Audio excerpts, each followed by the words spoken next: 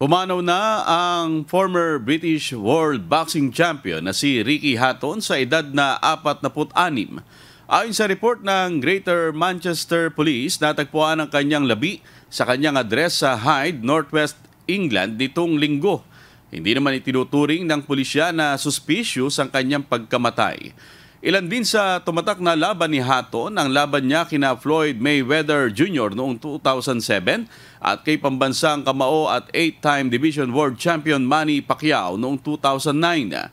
Sa Facebook post naman ni Pacquiao, nagpaabot ito ng mensahe ng pakikiramay at sinabi nitong hindi lang magaling na manlalaro si Hatton kundi isa ring matapang at mabait na tao sa labas ng ring.